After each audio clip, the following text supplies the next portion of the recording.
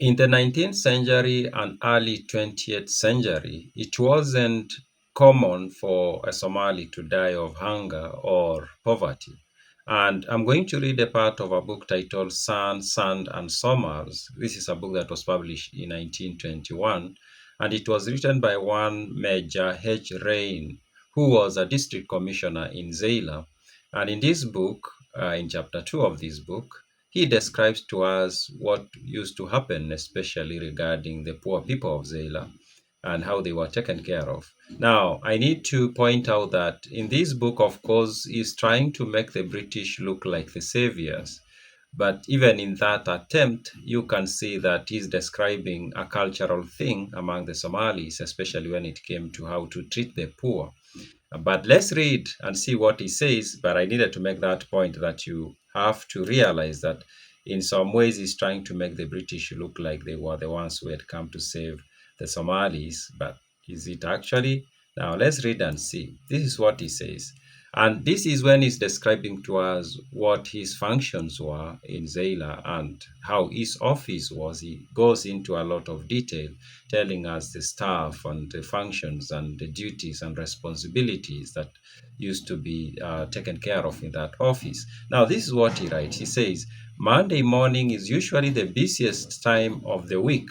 Since their arrival here, I have arranged on that morning that all the poor people seeking relief shall come to the office.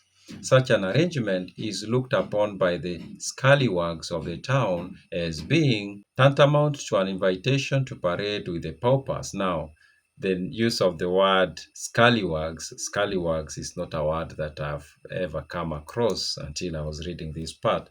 But I went and looked at the meaning, and it basically says these are people who are not really in need, but once they see an opportunity to get something, then they will go and try to get that. So these are people who do not really need help, but once they see a queue of people who are getting some help, they will join the queue.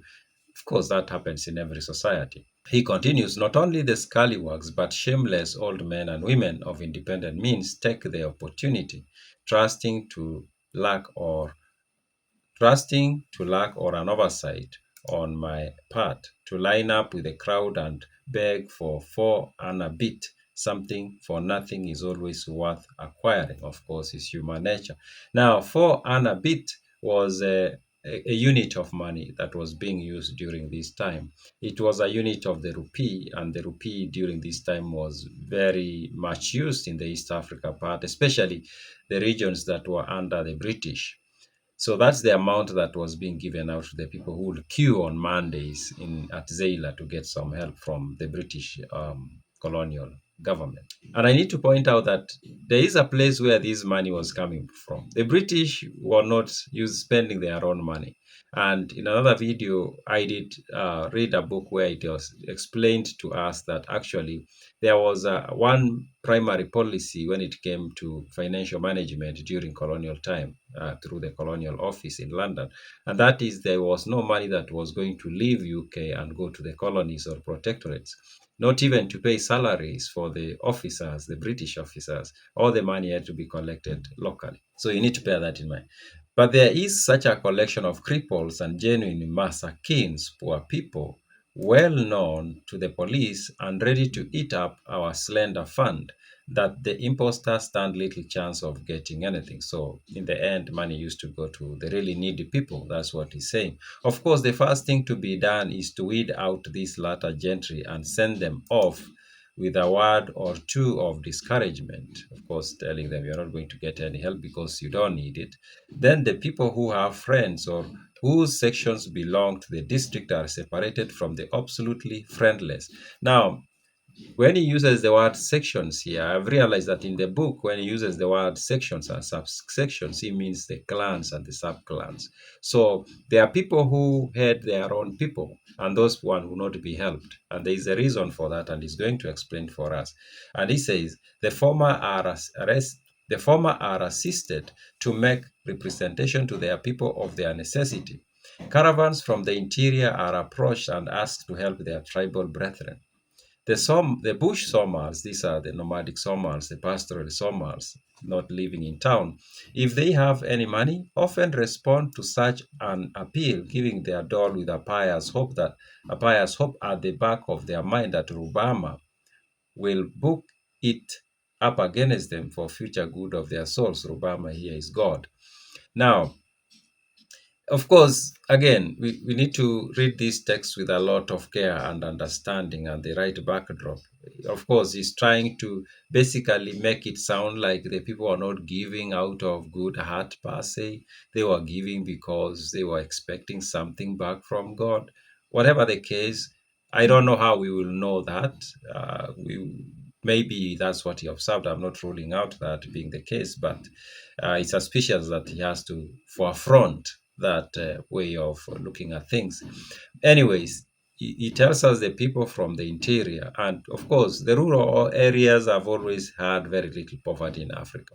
It's the towns that usually have had poverty, and he says the rural people will provide some money that will be used on their brethren in town so that they don't suffer a lot.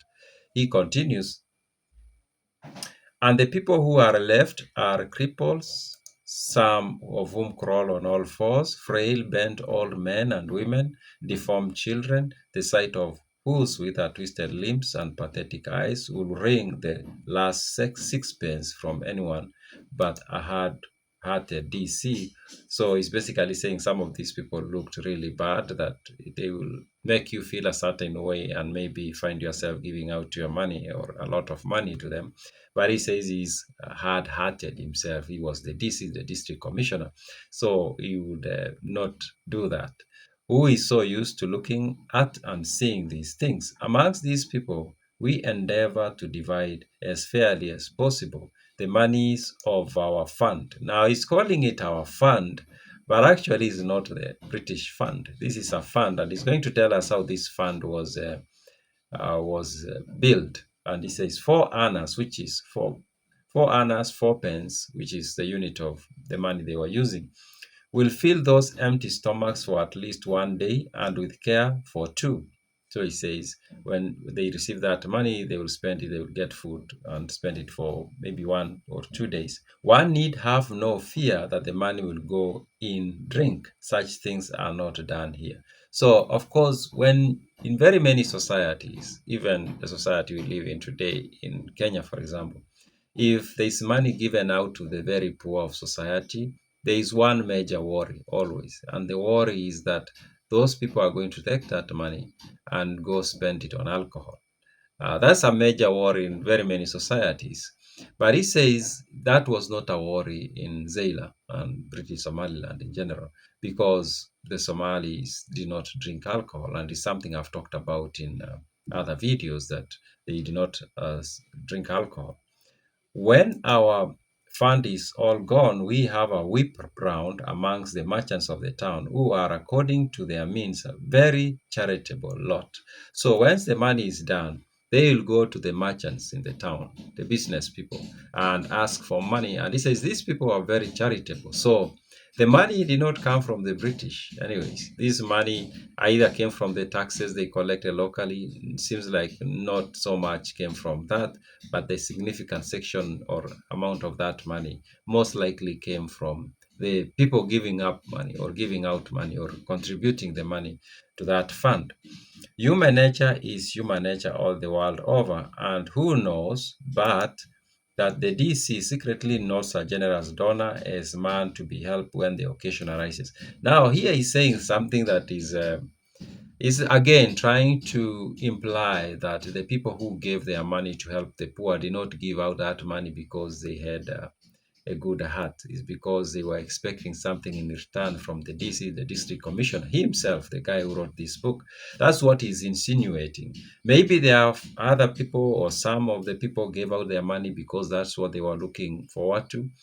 But maybe not really. Maybe some people, there are always people in society who give out their money because they just want to. They just want to help. They don't really need or want anything in return. Then he continues. Some of the subscriptions are consequently very large, even as much as 2 or 3 rupees. Here, amongst these simple people, one realizes that the Lord loveth a cheerful giver, provided, of course, that he is an aggressively cheerful giver. Otherwise, he might be overlooked. Now, again, this is language that is, I could even say, insulting to the people who are giving. Like he's using words like simple people because the Europeans saw themselves as very complex, highly civilized. The other people are simple minded, simple way of thinking, simple lifestyles, meaning they don't know much. So it's basically, again, let me use the word, shitting on the people who give out the money, even though he needed the money so that he goes and spend the money giving the poor people and making the poor people think he was the one who was spending his money. Then he continues. Unlike other parts of Africa, life in Somaliland is very hard for the poor and indigent, but is not, of course, comparable with life in Europe. So life in Somaliland was difficult compared to other parts of Africa, but it was better than life in Europe. That's what he's saying. Here on the coast, no one is ever cold. Of course, the Horn of Africa is not very cold, generally speaking, and the coast, of course, is even warmer. The scantiest rags suffice for clothing, and the sand makes a comfortable bed. Poor though many of the people are, they will not see a man die of starvation unless by helping him they are going to suffer themselves. Now, this is a very interesting thing to say, actually. And he's saying that even though very many people do not have a lot in terms of resources, they will not stand by and watch somebody die of starvation. It wasn't part of their culture. And I think this is something that was common across Africa, really. The Africans were not people who would have something to give somebody to eat, even if they did not know you and they don't give you. I think we've just changed because of especially urbanization, that today it becomes very difficult to help people. And I don't think it's because people have become less generous. I think it's social structures that have been set up have made people, the ones who want to give, to be vulnerable. And so people don't want to be vulnerable, don't want to be victims of scams and such things.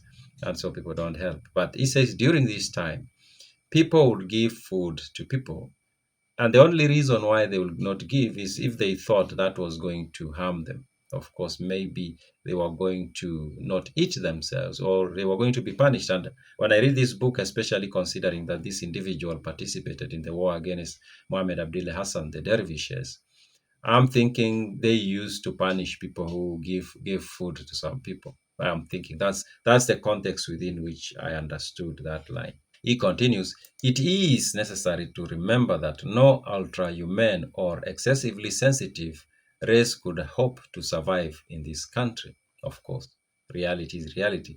But there are always to be found people who seem to be perfectly incapable of taking care of themselves, just as there are people who are incapable of doing anything else. And all societies have such people. It's human nature. Some people are more capable to live than others, or more capable to provide for themselves than others. And it's upon the human society as a whole to design structures that take care of the weak.